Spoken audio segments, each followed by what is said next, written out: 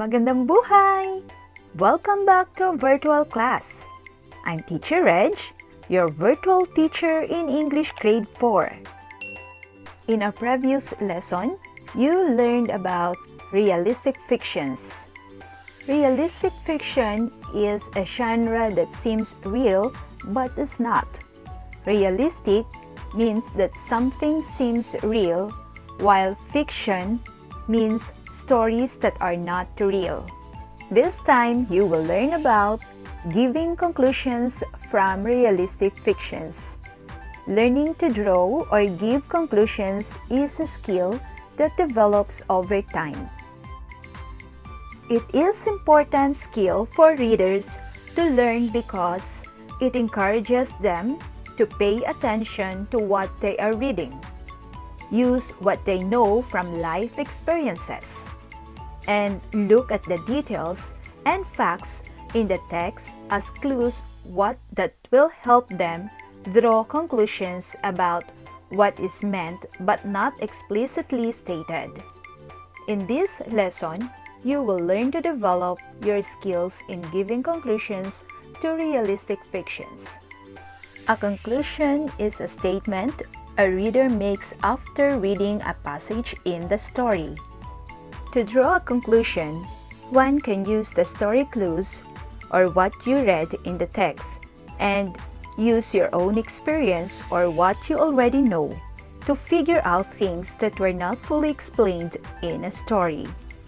The selection or story does not really say the answers to the questions, but you can conclude the answers from what you read. For us to remember, we can use addition sentence. First, we have the story clues plus what I know equals the conclusion. So always remember this addition sentence for you to give a conclusion to a realistic fiction. Let us try to answer or to give a conclusion to this situation. What do you think will happen if it wouldn't rain for several days? So what can you conclude? If it wouldn't rain for several days, plants will die. So based on the given clue on the first part of the sentence, one can conclude that if it didn't rain for several days, plants will die. That is a given conclusion. Another situation.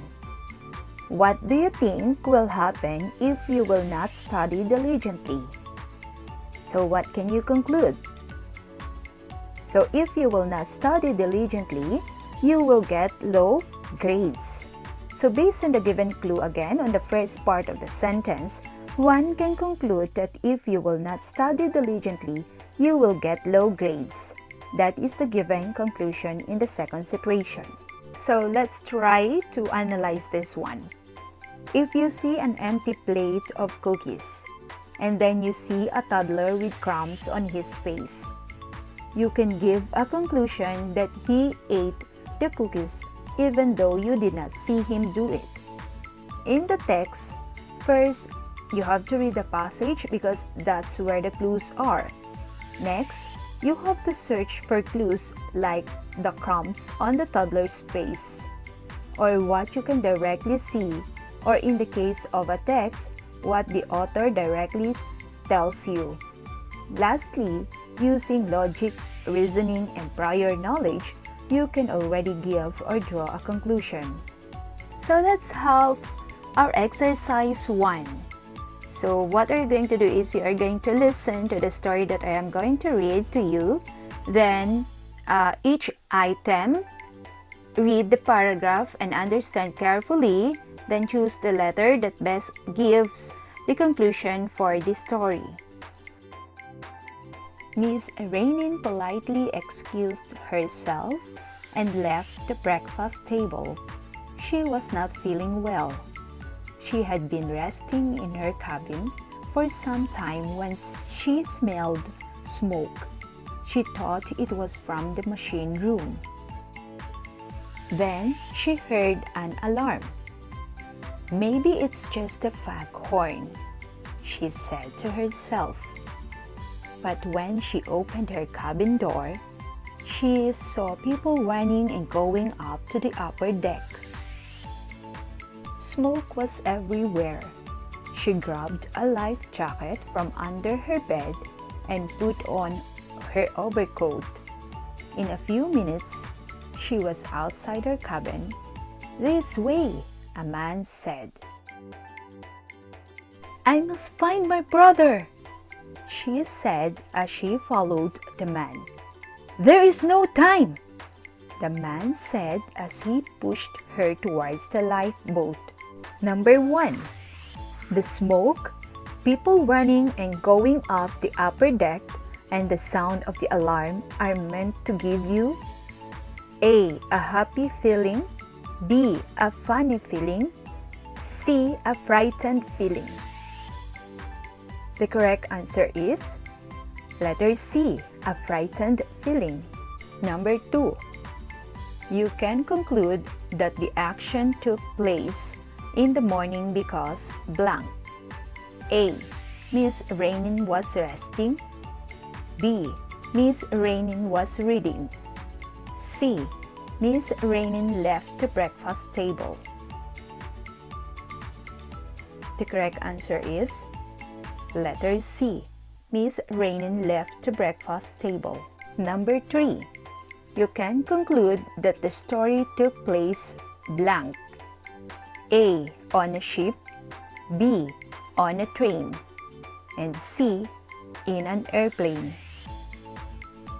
And the correct answer is letter A.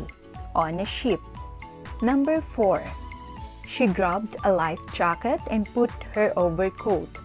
From this behavior, you can conclude that Miss Rainin was blank. A.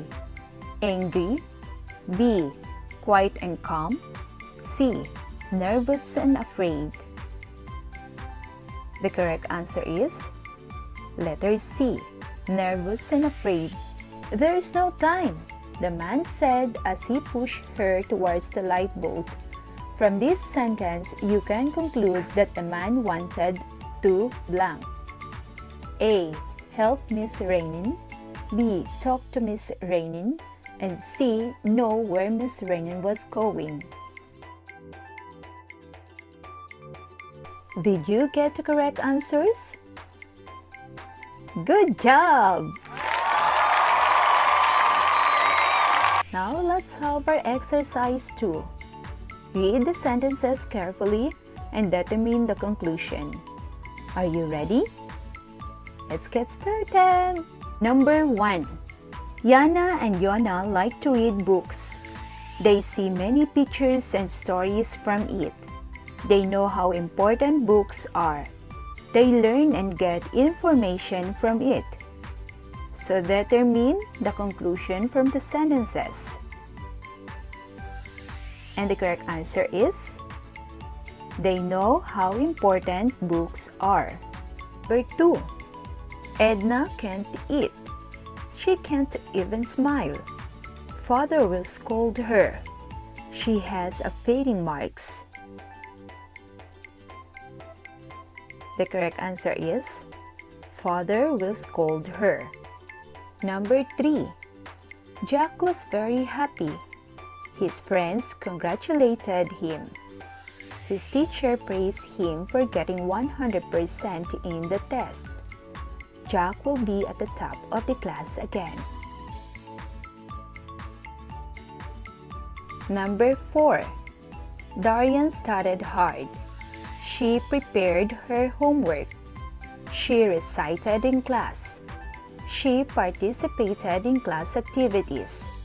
Darian wanted to get high grades. The correct answer is Darian wanted to get high grades. Number 5. Kathleen is nervous type of girl. Kathleen's face turns rosy when called to recite. She slowly stands up. Her knees are shaking. Her hands are shivering and her heart beats like drum. The correct answer is Kathleen is a nervous type of girl. Did you get the correct answers? Excellent!